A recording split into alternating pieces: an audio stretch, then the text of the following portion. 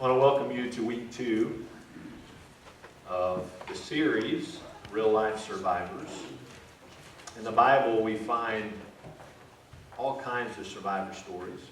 We find men, we find women who were faced with difficult times, but they weren't overcome by them. They survived. And I'm sure many come to your mind. I think of men like Noah and Moses, Job, David. I think of women like Esther, and Ruth. There's so many more. But you know, the Bible's not the only place that we can look to for real-life survivor stories. We have real-life survivors who live among us. They live in our neighborhoods, they work with us, they go to school with us, they go to church with us, and they have a timeless testimony. Just like the people of the Bible have a timeless testimony, they also have a timeless testimony to share with us that we can draw strength from, that we can draw encouragement from when we are faced with tough times. And so I'm so excited that we have someone here today, a couple who understand what it means to be real-life survivors.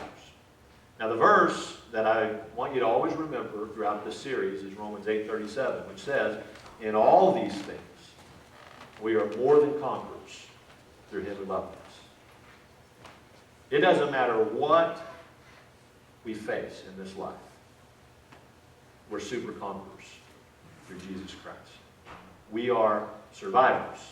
And so today I want you to help me make welcome to this stage real-life survivors, Paul and Nicole Stringer.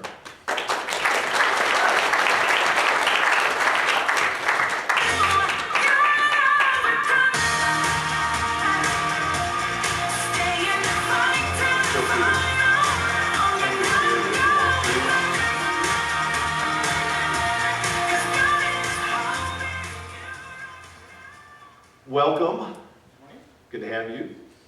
Very, very nice to have you. I'm really excited to hear from both of you today, to hear your survivor story.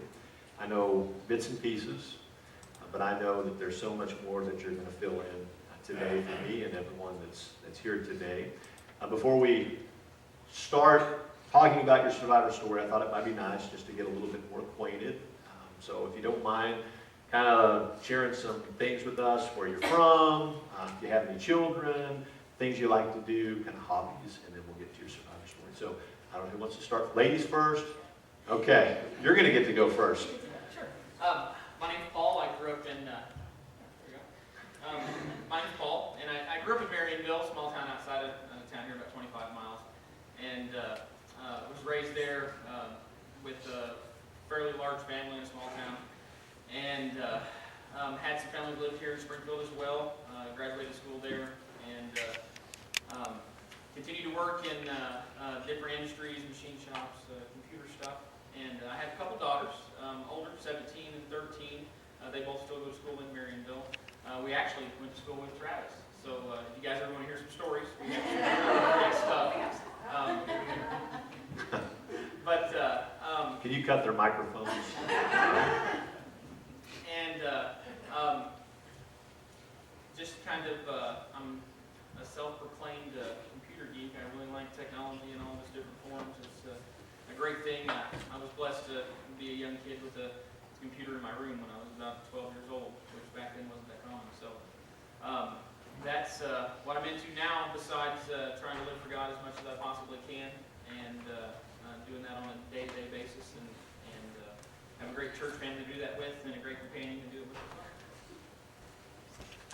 I too am from Marionville. Paul and I actually met in the 6th grade, but we were polar opposites back then, so really did not speak a whole lot going through school, and it wasn't until later in life's changes that we found that, actually through God, that we were very similar. I grew up in Marionville as well, graduated from there, went to college, University of Miami, Florida, because I wanted to get as far away as possible from the small town mentality. I always thought I was from there, but I wasn't of that place. So found out very differently later on. It's very much me. But I was married once before, was absolutely the wrong person because I was not looking to God to find my mate. And I have two little boys. I have an 8-year-old and a 5-year-old. And they are absolutely amazing, full of energy and life. And, Paul and I got married, it's been almost a year ago now in this church. And it's just been, life has been a whirlwind. I really still haven't decided what I want to be when I grow up. I know it's time. So I just, demo assistant, paralegal, you name it, I've been there, done that. So it's definitely time to see what God's plan is for me. So very, very good. All right, we're calling your survivor story, Survivors of Satan's Deceit. And I asked both of you, what do you want to call your story? And that's what you came up with. That's what you told me you wanted to call it. Now, the word deceit is defined as the action or practice of deceiving someone by concealing or misrepresenting the truth. We know from what the Bible teaches that Satan has always been a deceiver. It's always been part of his character. It's part of who he is. You go all the way back to the Garden of Eden. When Satan came to Adam and Eve, he came for the purpose of deceiving them. God had said to them very clearly, do not eat from the tree of the knowledge of good and evil. If you eat from that tree, you will surely die. And Satan comes to Adam and Eve, and he says to them, as recorded in Genesis 3, 4, and 5, you will not surely die. For God knows that when you eat of it, your eyes will be open, and you will be like God, knowing good and evil. Now Satan, he's a deceiver. And unfortunately, Adam and Eve, they exchanged the truth of what God had said to them. They exchanged it for a lie and became a victim of Satan's deceit. We've all been there. We're not alone. You're not alone. You've been there. I've been there. Everybody in this room has been deceived at one time or another by Satan's deceit. But we want to get to your story. Okay? So, what lie did you believe that caused you to become a victim of Satan's deceit? And I'll let you guys decide who wants to go first. Mine's really easy. When I was about 12 years old, my parents went through a divorce, and I don't know that it was that in particular, but the line that I took hook, line, and sinker was that the way that I was created by God wasn't good enough.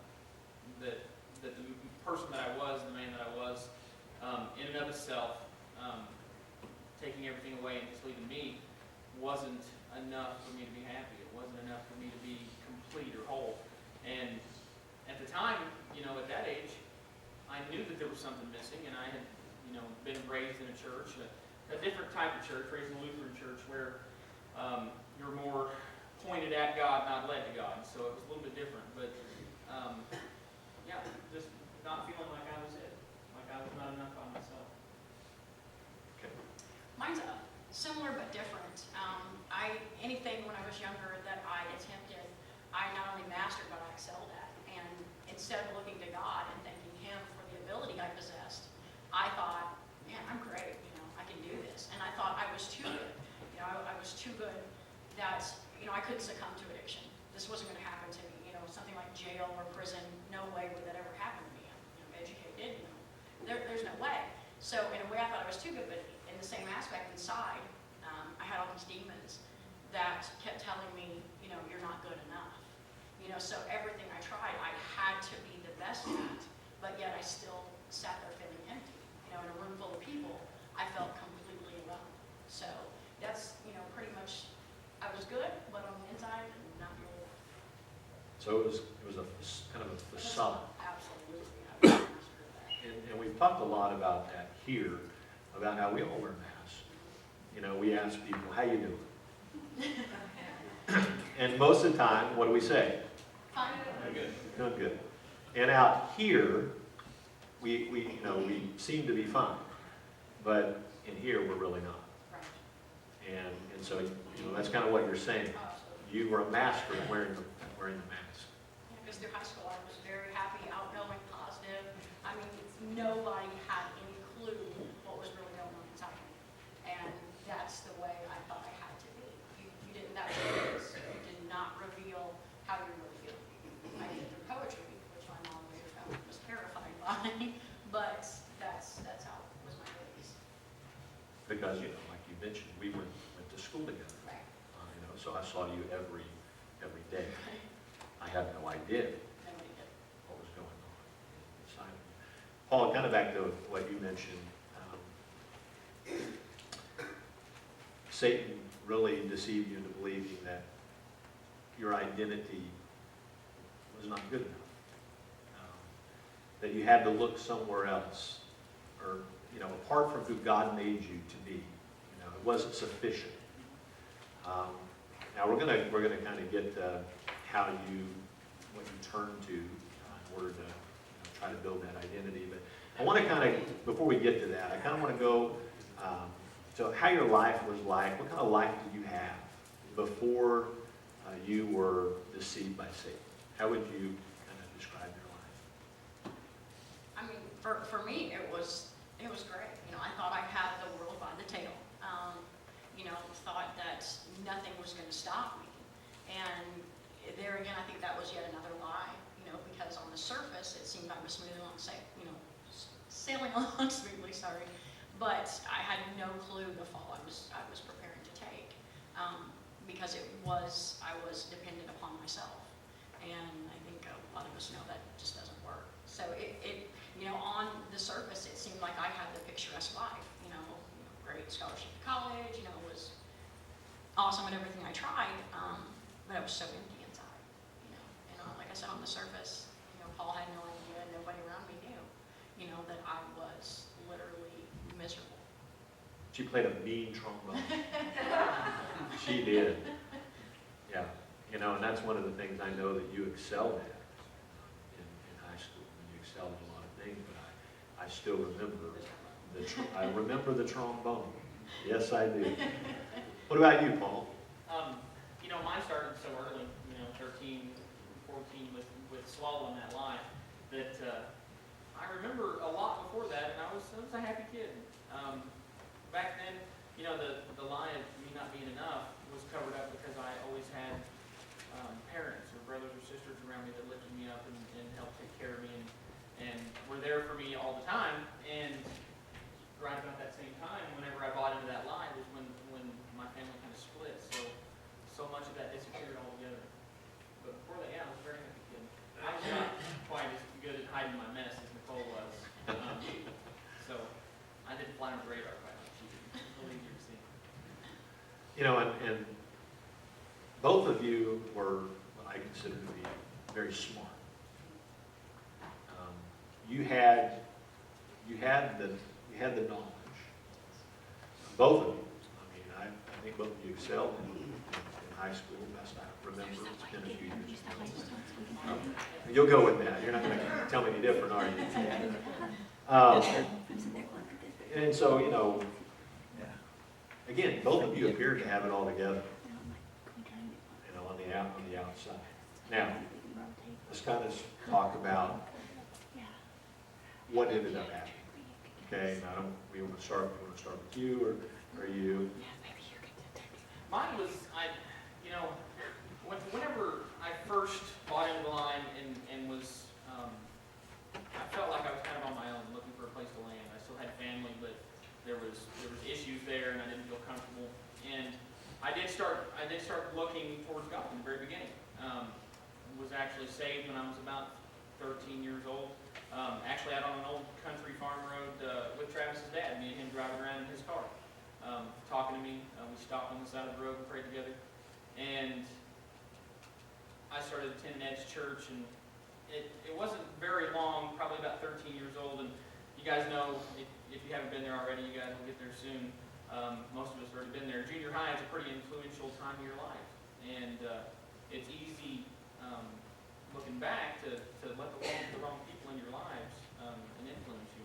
I did that and started hanging out with the wrong crowd. Not necessarily the wrong people, because I don't believe in the wrong people, but I believe some people doing some wrong things. We were, out partying on the weekends, smoking pot. And, it was just small things back then. And back then, that's exactly how I looked at it. It was a small thing. We were just drinking on the weekends. What a big deal. But it quickly progressed into a big deal. And once you open that door, it's not nearly as easy to close it. And what I thought was, going to be my community, those folks that I hung out with at that time, they slowly turned into a crutch and the kind of thing that was keeping me separate from what was actually going to make me whole. I didn't see it at the time, but it was really slow and insidious. It just kind of snuck up on me. It has a way of doing that, doesn't it? Absolutely. It's, you guys have all heard the analogy of the frog, turning up the heat very slowly in the pot of water until it's boiling. That is spot on, because it's exactly like that. It'll be boiling before you know it. And we talked on the phone the other day, and I told you, Satan always dresses things up so nicely up front. Yes. Glamorous. Very glamorous. He never lets us see what's at the end of the road. And what's at the end of the road is destruction. But on the front end, and that's to lure us in. That's what temptation is all about. Temptation is a lure. It gets us in. Once he's got us, then we begin to see more clearly some of the things that lie on this road. And I just think it's important that certainly all of us have an understanding of that. I think about all the young people here today, and just for them to know and understand and hear from your story, there is a price to be paid. And we're gonna talk about some of the consequences of that in a moment. But Satan, he masquerades around as an angel of light. And if he showed us all the bad things that were going to come as a result of following him, we would go that way. Yeah, it would have been very, And it may have been a really easy decision, right? But he doesn't work that way. He is, again, he's a deceiver. Nicole? Well, with me, I didn't really start getting into the partying and all that until I got into college. Where mine truly began, as I look back on it now, I was kind of heavy as a child and very insecure. And I know a lot of people don't remember that, but we're looking back at pictures this weekend, and I was like, wow, I was a little chunk. Well, I was teased mercilessly. And anybody that's experienced that is terrible. I came home every day crying. I wouldn't let them see me cry because there again, that's a sign of weakness. But when I got home, and the tears would flow. And I decided, it was almost an overnight decision, I'm going to do something about this. Had I had any inkling that I had such an addictive personality, things would have turned out differently, but there again, there's Satan's deceit. So I began dieting, which really was a crash course. I lost about 78 pounds, I think, in 2 months from starving and running and just, and of course, the more I lost, the more people complimented me, and then it got to where they were like, holy cow, you need to slow down, you need to eat, whatever. And that's something that I still kind of battle today. It's not something that goes away. And so that became almost my empowerment as well, because the more weight I lost, the more people would compliment or, almost beg me to eat. So that was a power thing for me. And it became my sense of identity. Here's Nicole, poor boy anorexic. And I wavered back and forth through that. And where my downfall came is Paul actually broke my back when we were in high school. Accidentally, of course. But there was my first taste of narcotic painkillers. And I thought, wow, for the first time, I didn't feel empty inside. I could go further, faster, and longer than anybody else, and I didn't have to eat either. That was, icing on the cake.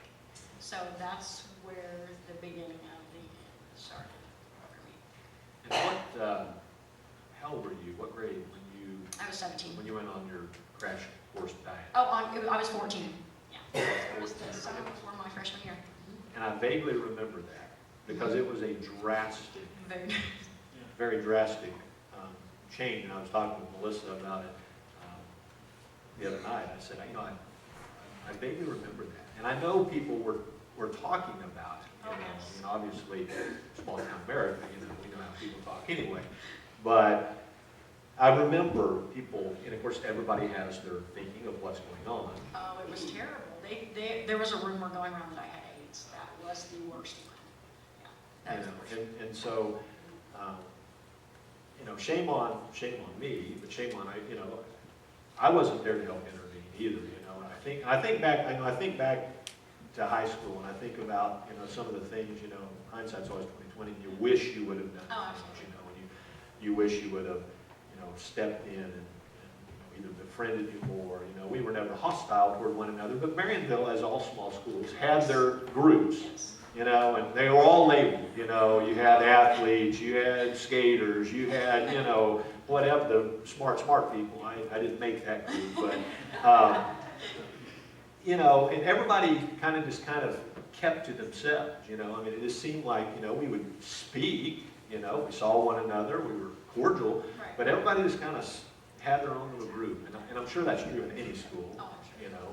But, I just think back, what could have I done more, and I guess that's a lesson for me today, and I guess it's a lesson for all of us. We have to have our eyes open and our ears open, and really pay attention to the people in our life and what's going on, and, if we notice something, don't be afraid to speak up, because we might be used of God to keep people from experiencing some heartache and pain. I thought about, as I thought about, your story, Paul, I thought about, you mentioned how you kind of started running with the wrong crowd. And I thought of Proverbs chapter 4, verses 14 and 15. It says, "Do not set foot on the path of the wicked or walk in the way of evil men," people who are doing evil things.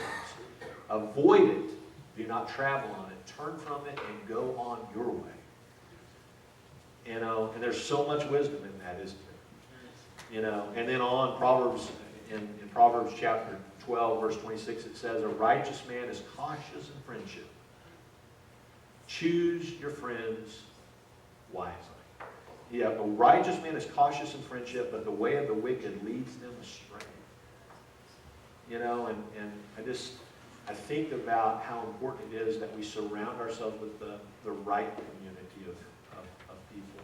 That's not to say that we don't have friends in our life that are lost, because how are they ever going to find Jesus if we're not a part of their life? But you have to have that strong support group around you, right? If not, they're going to lead you astray, and so, and that's true. We always talk about, young people facing peer pressure, but I've found that never ends. Peer pressure is a part of life, whether you're in your 30s, or whether you're in your teens, or whether you're in your 50s or 60s. We all face that peer pressure in life. And it's important we have that strong support group to help us go the right way. So, you went down a path that, looking back, you wish you would have never gone down, obviously. Right. So what were some of the consequences that you experienced as a result of being deceived by Satan? Mine are too long to list completely. Through high school, especially during my senior year, I kind of just focused on having fun. Addiction is just a code word for selfishness to me, because that's exactly what I turn into. It's just a completely selfish person. There's no one in the world that I'm looking to satisfy besides myself. And so that's what I did for about 10 years after high school.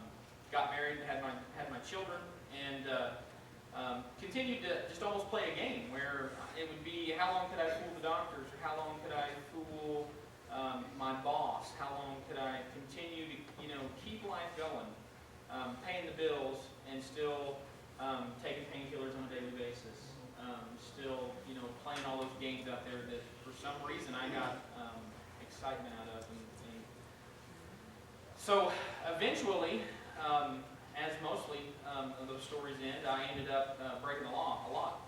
And because you can't just continue to party all the time and pay the bills and not break the law.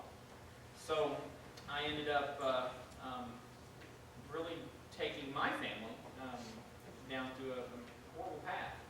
My children, quite a few times I'd be off in treatment. And my ex-wife, quite a few times she was taking care of the kids on her own, taking care of the house, taking care of everything on her own. And eventually, I ended up in prison for about 4 years, and was completely lost. Had lost everything. Had taken myself to the kind of places that, growing up as a young man and having morals and having ethics about what I would do with my life and how I treat other people, looking back in hindsight, seeing things that I'd done that were atrocious, that I could not believe that I had been capable of. And one of the things I'd always told myself was that I'm not that guy, that I couldn't do that. And this is one of the things that Nicole put in perspective so wonderfully for me when I met her. This is the girl, we were talking about the cliques, completely different cliques, of course. I was, I don't know, I was in so many different things in school, we all are, but I was definitely not what she was. I was in a different clique, always. And she was a very smart girl, gifted, and the valedictorian of our class. And the last time I saw her before last year was that day that we graduated high school. And so this girl, she's going off to college in another state for pre-med, sharp as a whip, has the world on a string. And for some strange reason, me and her end up in the exact same dark world. And that really put it in perspective that nobody's immune. If you guys are sitting out there, if you're young, I hope no one older would ever believe a lie like this, that you're not susceptible to that if you do open the door. That's an absolute lie too, because if you open that door even just a little bit, the ability to close it is taken away from you. And the only one that can help close that door is Jesus Christ. Amen. Yeah, I think of the verse that says, beware lest ye fall. Anytime, it's pride to ever say, that would never happen. To me, you're just giving Satan an invitation. Really, that could never happen. Right. So I think we always have to be on guard. It doesn't matter what we're talking about, because you never imagined. But it happened. And it can happen to any of us. And I think, we just have to be mindful of that. We always have to be on guard because, as the Bible says, our enemy prowls around like a roaring lion, seeking someone to devour. And one of the prime targets is that person who's sitting here not with their guard up because they think it would never happen to them. And so, it is important. We always know it can happen to us.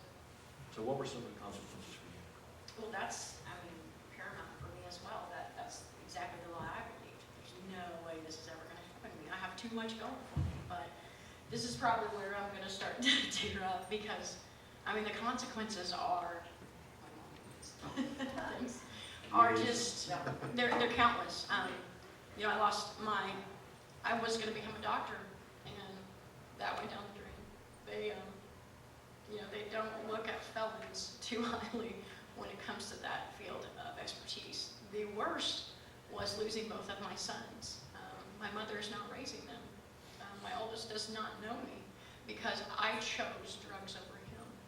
And my youngest still, to a certain extent, remembers me, but that is the biggest consequence. My freedom, I deserve that.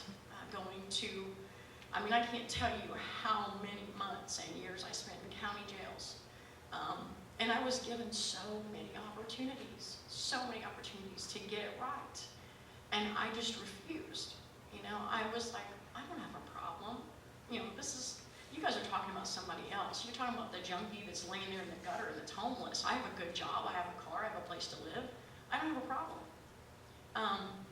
But when you're leaving your child at home alone as an infant, that's a problem.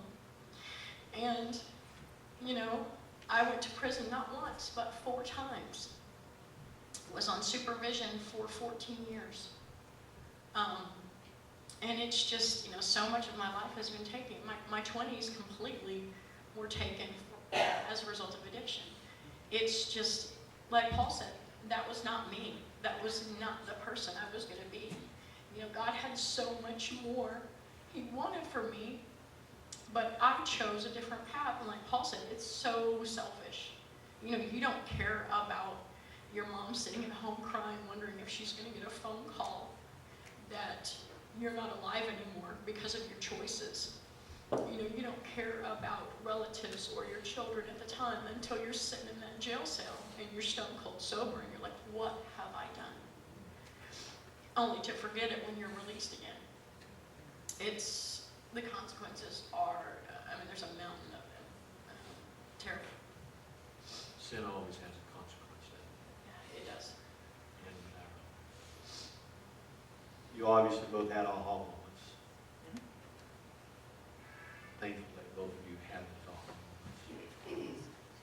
when did that aha moment come for you, when you realized that you needed to turn to God because He was the only one who could help you overcome your addiction and walk in freedom? For me, it happened in prison for me. The folks in the generation before us, baby boomers, a term they used a lot, or that I heard while growing up, was foxhole prayer. You ever heard that? Right. If you're down in the foxhole and you need help right then and there, that's when you throw a prayer out. And for most of my life, that's exactly what I did with prayer. When things were tough, or when Paul didn't think he was going to make it out of this one, then I, hunker down and say a prayer. I'm hoping he was listening that day. But I was sitting in my cell in Pacific, Missouri, in prison, and had just started, and still had a number of years ahead of me. And there was no way around it. I was there. I wasn't going anywhere. The choices were taken for me because of the choices that I had made. And I told you that I'm kind of a computer guy, so that's something that I relate to very easily. And I was watching TV, and Joel Osteen was on TV, and he was talking about a sermon about hitting the delete button. I don't know if you guys have ever seen that. He's talking about those negative things in your mind that you have bought into, that you have decided are truth, and that Satan has put into your life and that you own.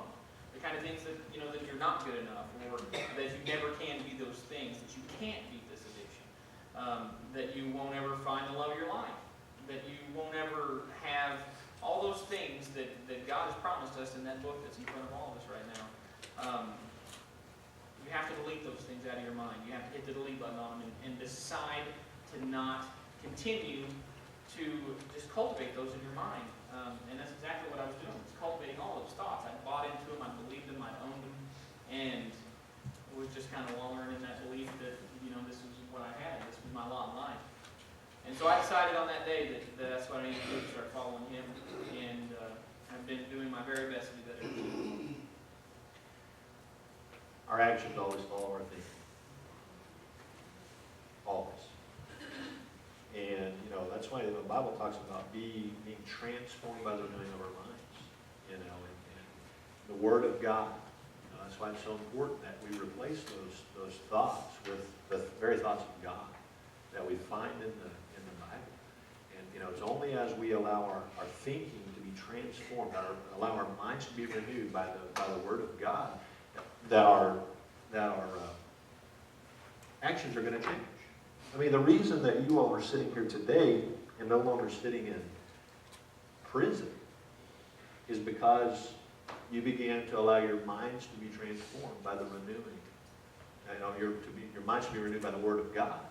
And it's so important, that we understand, we've got a powerful weapon at our disposal. And so we just encourage people.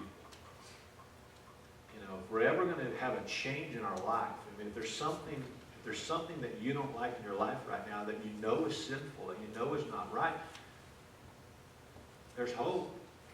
There's hope in Jesus Christ. There's hope in His Word. And there's an answer for every problem that you have. And so, Nicole, you had an awesome moment too. When did it come for you? Mine actually was on my way to prison, my fourth and final time. Thank the Lord.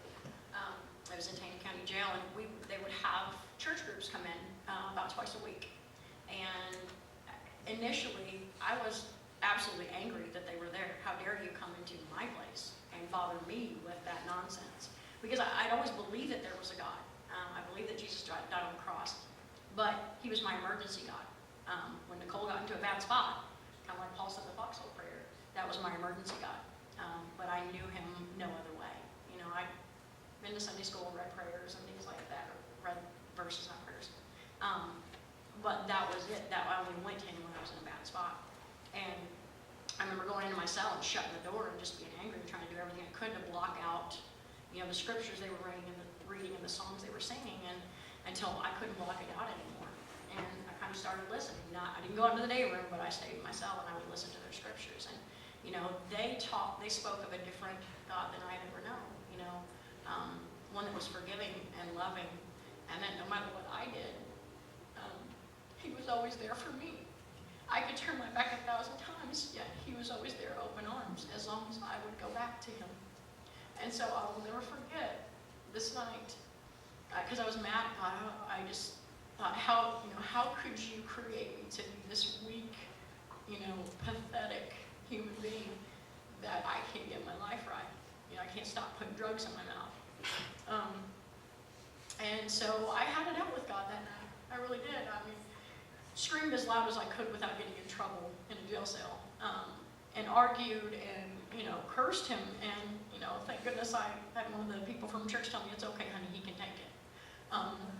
Because I sure let him have it. And I remember, just asking him if there's any way that you could save me from myself, from Satan, save me from continuing down this path. Please do it. I don't deserve it. I'm not worthy, but please. And I just remember this peace and this warmth passing through me that I'd never experienced before. And I felt calm. Sitting in a jail cell, going to prison to do 16 months, long-term treatment at that, which was really rough looking at. And everybody else, was freaking out about their sentence. And I said, it's okay. That's what I'm supposed to be. And I just remember that peace, that the Bible speaks about that surpasses all understanding. And that's exactly what I experienced that day.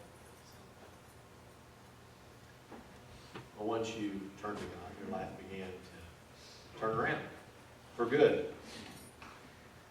What are some of the good workings that you've seen God do in your life since you turned to Him? Definitely meeting Nicole. I, had by my own doing, before and after, had more or less self-destructed my first marriage, and never had a chance, just because of the kind of person that I was.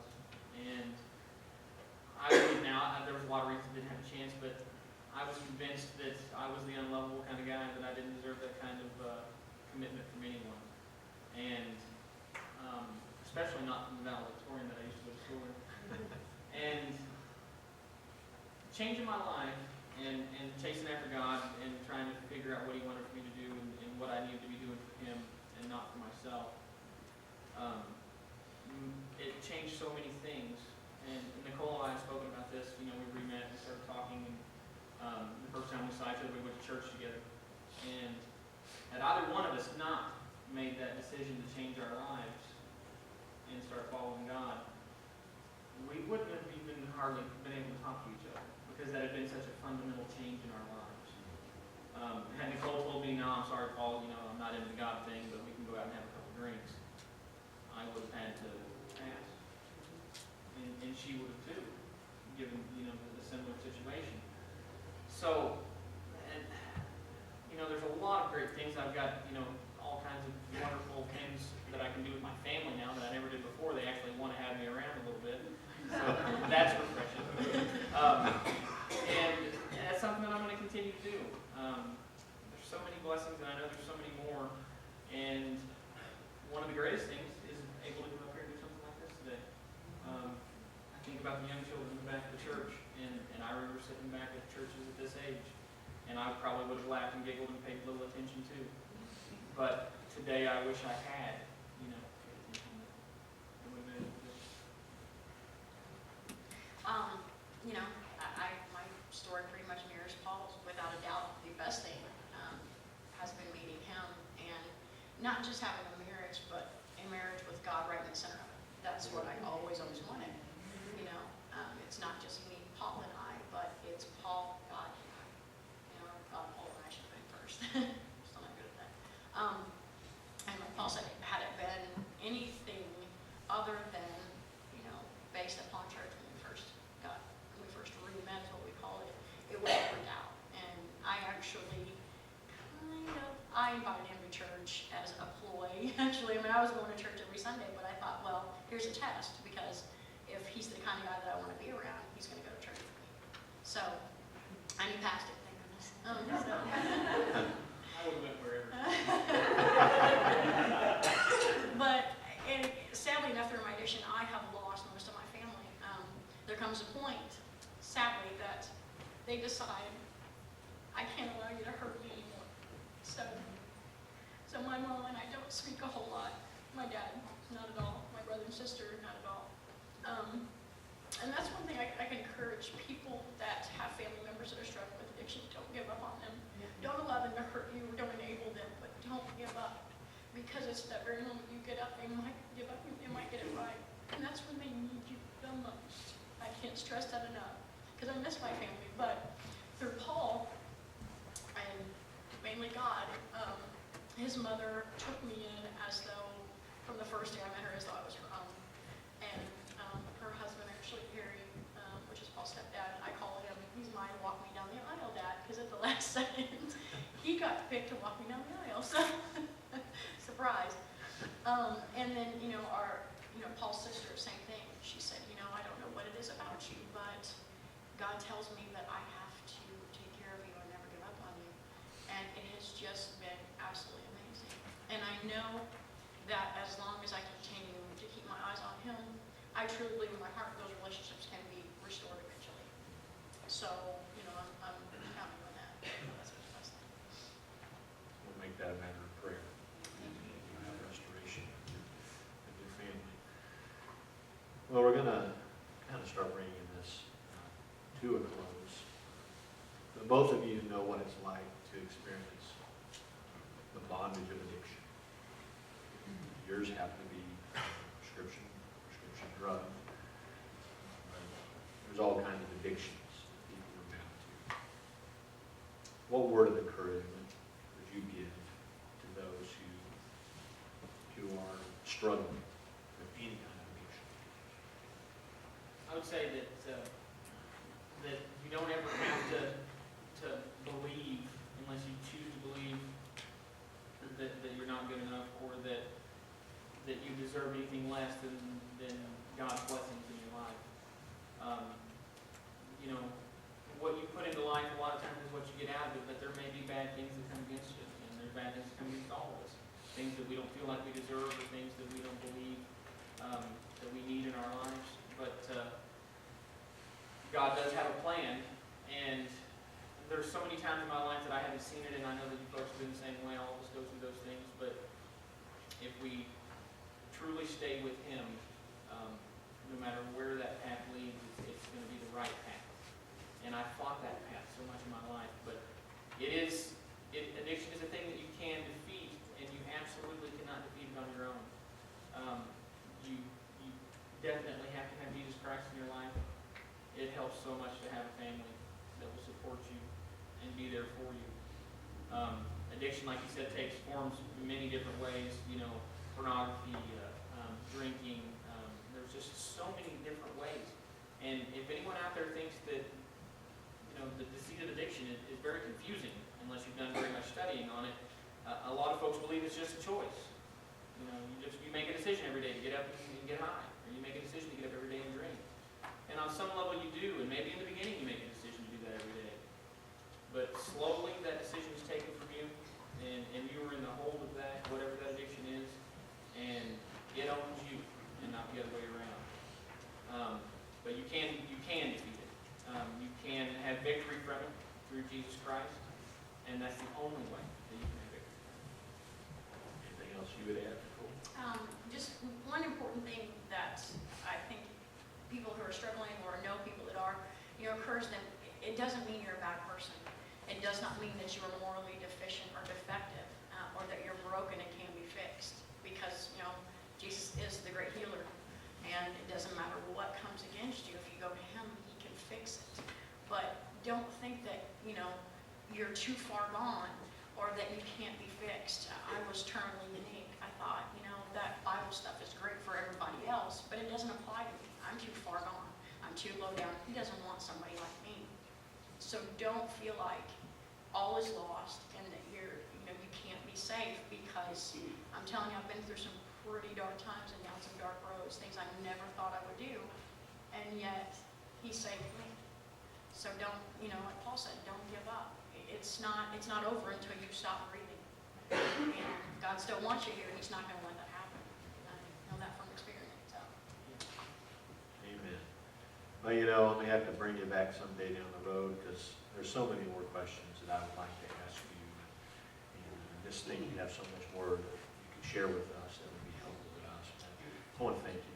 Thank you for coming and sharing your story. Last question I have for you. Do you consider yourself to be a real life survivor? Absolutely. Absolutely. I didn't before this, but I Let's give them a great big hand.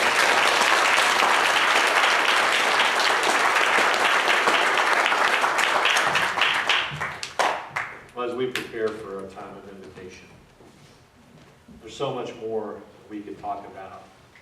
What I really want to stress as we go into our time of invitation is that Jesus, he said that he was sent to set the captives free. Jesus has a ministry to set the captives free. And so if you're bound today by anything, there is freedom in Jesus. As I was thinking through the questions last night, just thinking through what we might talk about today, I thought about the fact that God gives us a free will. You know, in the Garden of Eden, Adam and Eve had a free will. We all have a free will.